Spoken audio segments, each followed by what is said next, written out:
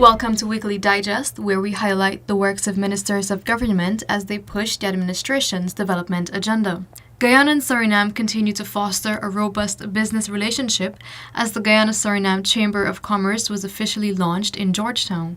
Speaking at the launch at the Pegasus Hotel and Corporate Suite was Senior Minister in the Office of the President with responsibility for finance and public service, Dr. Ashni Singh, who noted that the initiative is due to the solid foundation existing between the two countries.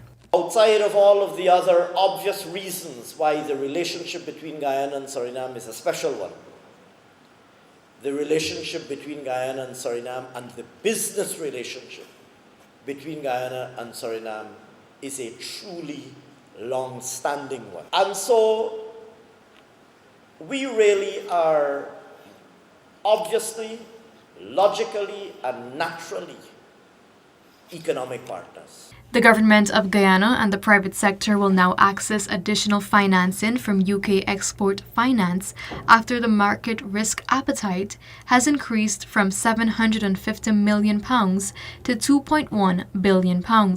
Minister Singh expressed appreciation to the UK government for placing strong confidence in the local economy and said this is a demonstration of the long-standing bilateral partnership and shared values between the two nations. This facility essentially, potentially makes available a pool of potentially loanable funds to our private sector.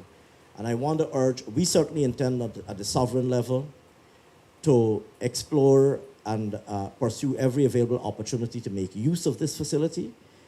But I want also, given that we're joined at the head table by the chairman of the Private Sector Commission, the chairman of BritCham, the head of the Manufacturers Association, the Georgetown Chamber of Commerce, I want to urge our private sector, the Guyanese private sector, which is growing so rapidly, I want to urge the Guyanese private sector to avail themselves of this opportunity to access financing and this opportunity to do business with British companies. The plethora of investments made in Region 1 has led to significant economic and social transformation there, as has seen in every other region. We have always said that we want to bridge the divide between the hinterland and the coast. And in this regard, extensive concrete road works have been undertaken and continue to be done right here in Mabroma, in Muruka, and in Matakai. 30 families in Region 8 will soon have brand new homes as the Ministry of Housing and Water will be spearheading the construction. Through the Hinterland Housing Program, elevated timber houses will be built for vulnerable families. We have started a Hinterland Housing Program that sees us working in various communities. So there are 3 communities that have been identified for the Region 8. For which, with the Minister of Armed Affairs, with our Central Housing and Planning Authority, we will be engaging to do the consultation and to have, it is 10 houses each from those villages. Residents of Bath and surrounding communities in Region 5 will soon have increased access to treated water as plans are advancing towards the construction of a $2 billion water treatment plant at Bath. In fact, the tender is opening on March 12th. So before next year, all persons who live in the experiment will be getting treated water. Further, infrastructure works are advancing on the imminent industrial and commercial zone at Enmore Fowlis, East Coast Demerara.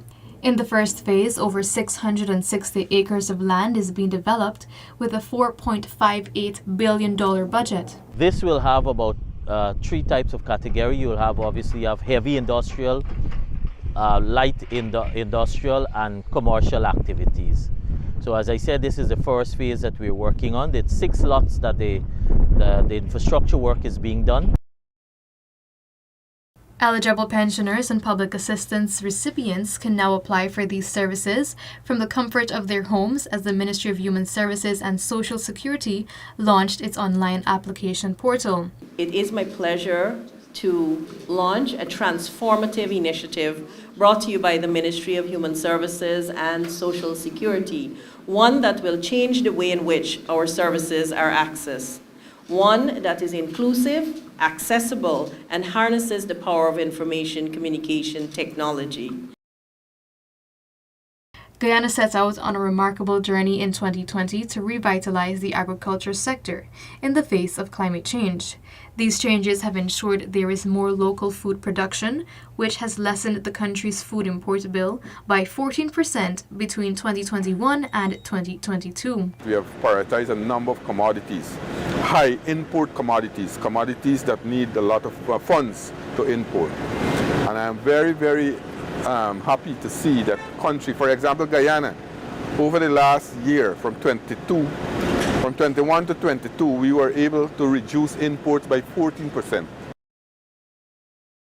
Senior health personnel met in Georgetown for the HPV Scientific Conference as Guyana seeks to step up its HPV vaccination program. The aim of the conference is to show evidence and other activities related to the elimination of cervical cancer. I think if we focus a lot of our energy on HPV vaccination, that in a couple of years, maybe in a decade, we can see the effects of that. We will be on the pathway to eliminate cervical cancer as one of the major cancers in the country. And I think all of us would like to see that happening.